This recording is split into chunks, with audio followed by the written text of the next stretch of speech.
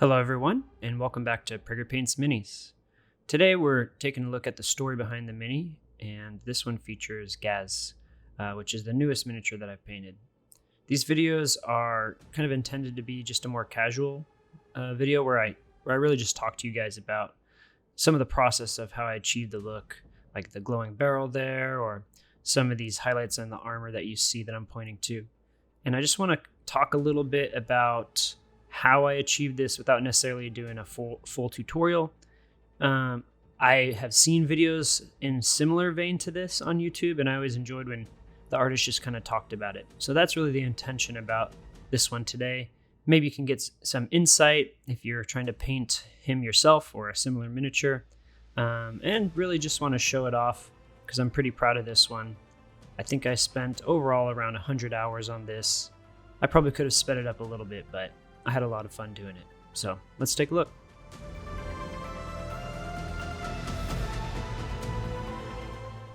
So the first thing we're going to take a look at is the armor panels, and specifically how I handled doing the highlights.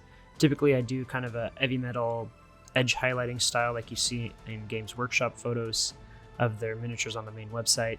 But as you can see here on the shoulder panels, on the knee, on the chest plate, all of the highlights and really even all the shadows were achieved using just cross hatching. So on my wet palette I had just black and white in various shades, and I took a photo and I held the mini up to a light essentially, and I was looking at this downward angle from the light, and using that light as a guideline, I really planned out the highlights across the miniature on all these panels that I'm pointing to. I do go for the rule of cool. So on this arm, for example, they don't necessarily all match that, but I do keep it in mind, and the upward facing edges definitely have the highlights. And what I mean by that is I'm using this cross hatching. So I'm kind of using this swiping motion, making little X's across the panels, and I have a really dark shade that's just a little bit brighter than the armor panels that I would start as like a base coat of cross hatching.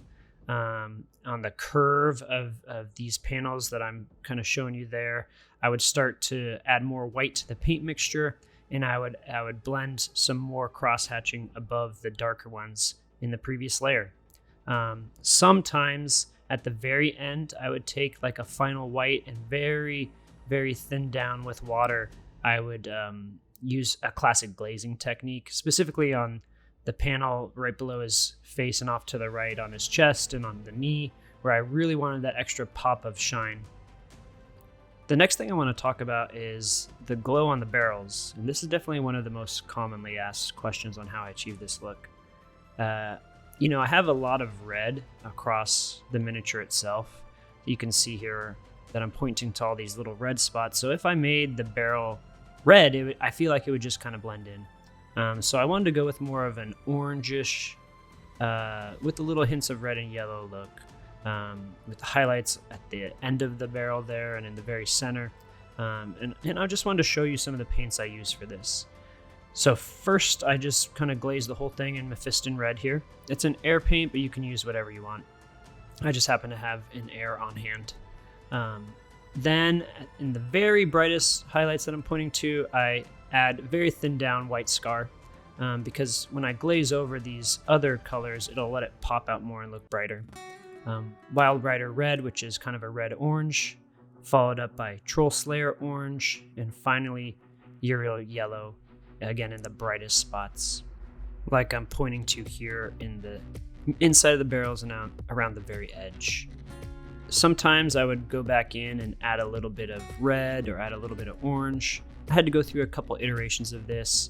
I definitely added some more red to the deepened sections there, just because it was looking a little too orange, almost like rust. And just don't be afraid to kind of go in and change the look, paint over it. Acrylic is really easy to paint over until you're really satisfied with what you got.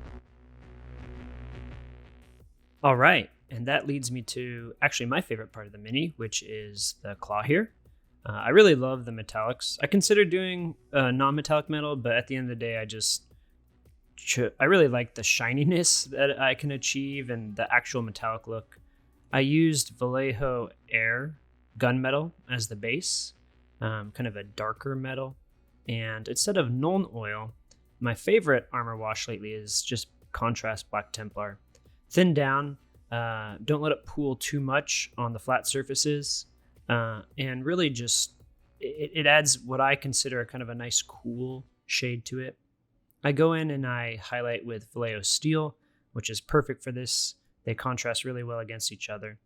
And you can see as I hold it up to the light that, it really reflects in certain areas. So I would glaze that steel, and I happen to use this Artis Opus brush, the 00.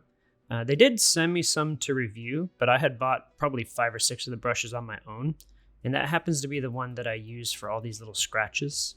I really took my time and wanted to make sure the scratches were small and look like he had really used this claw.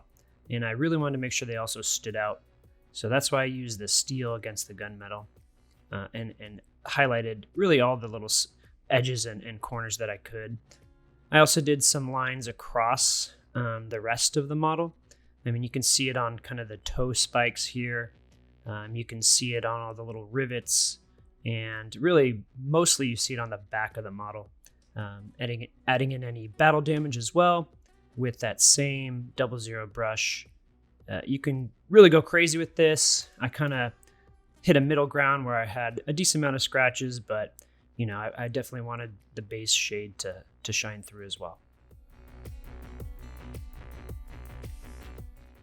And that brings us to his face. And also the red sections, which I'll talk about briefly. For the red, I always start with a base of corn red, and then I just step it up to brighter and brighter reds. So after corn red, I did Mephiston red, and I finished with some Wild Rider red, and even a little bit of mixed in some yellow in there for the edge highlights and the scratches.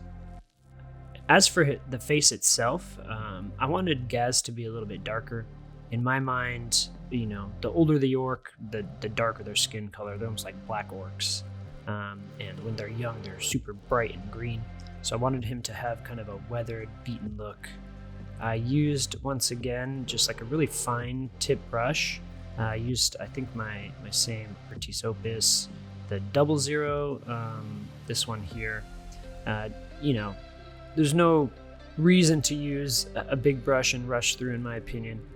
I painted his face separately, and just using kind of putty tacked on to a handle, and then I fitted the face in there afterwards. So there's no way I'm going to paint that face with the model already built. There's just way too much detail.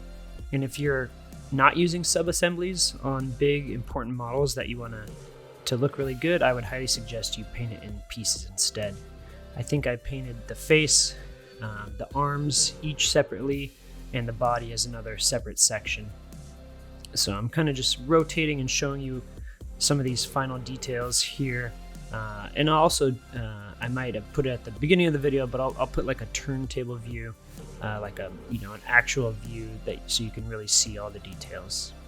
For the base, I have an entire video on the base, which you can check out. This is just kind of a heavy metal style base, using really the same process I used in previous ones. So I have a whole video on that if you want to check it out. And I hope this video in general gave you some good insight onto how I achieved the look of Gaz, and I really enjoyed painting him. I hope you enjoyed following the process.